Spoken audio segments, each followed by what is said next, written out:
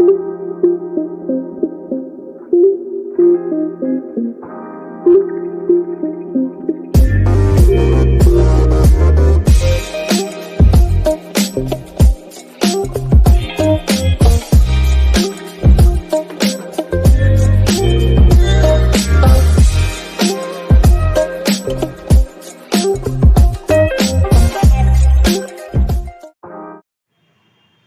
বন্ধুরা, রকি কিচেনের তরফ থেকে সকলকে স্বাগত জানাচ্ছি। আবার একটা রেসিপি আপনাদের মাঝখানে শেয়ার করতে চলেছি। নিরামিষ দিনে নিরামিষ তরকারি খাওয়ার মতো সেরকমভাবে আজকে রেসিপিটা আপনাদের মাঝখানে শেয়ার করছি।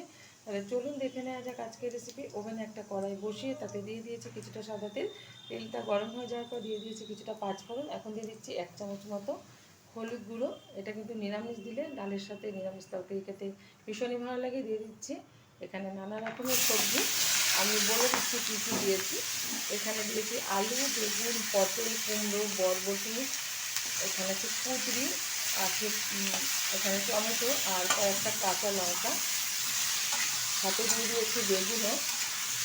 ভালোভাবে একটু নেড়ে চেড়ে নেবো, কারণ এরকম তরকারি কিন্তু অনেকে নিরামিষ দিনে খেতে ভালোবাসে ডালের সাথে বা রুটির সাথে। এরকমভাবে তরকারিটা কিন্তু রান্না করলে ভালোও লাগে খেতে। যদি আমাদের রেসিপি আপনাদের ভালো লেগে থাকে আপনারা অবশ্যই আমার চ্যানেলটিকে সাবস্ক্রাইব করবেন, লাইক করবেন, শেয়ার করবেন। আর নিরামিষ দিনে এরকম নিরামিষ তরকারি রান্না করে খেয়ে দেবেন। আশা করি যে কোনো কিছুর সাথে ভীষণ ভালো লাগবে। সবজিটা বেশ কিছুক্ষণ নেড়ে চেড়ে নিয়েছি। দিয়ে দিচ্ছি খুব সামান্য পরিমাণে একটু চিনি, যেহেতু নানা রকম সবজি আছে একটু পাল্টে ভাগ আসবে, তো সেই কারণে মিষ্টিটা দেওয়ার ফলে এটা একটা অসাধারণ স্বাদ আসবে। দিয়ে দিচ্ছি পরিমাণ মতো লবণ, দিয়ে দেবো কুচিয়ে রাখা কিছুটা ধনে পাতা, খুবই অল্প পরিমাণে ধনে পাতাটা আছে সেই কারণে দিয়ে দেবো। আবার একটু নেড়ে চেড়ে নেবো।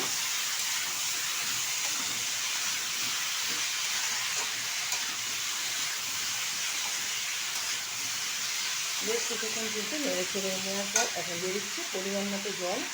অল্প পরিমাণে জলটা ব্যবহার করতে হবে, কারণ যে কোনো যে সবজিগুলো আছে এর মধ্যে সিদ্ধ হয়ে যাওয়ার পর কিন্তু অটোমেটিক জল বেরিয়ে আসবে, তো সেই কারণে পরিমাণ বুঝে জলটা ব্যবহার করলাম। এই যে দিয়ে দিয়েছি ছোট ছোট আলু, এখানে টুকরো করে ঢেকে দিচ্ছি 20 মিনিটের জন্য। ঢাকনাটা তুলে দিচ্ছি।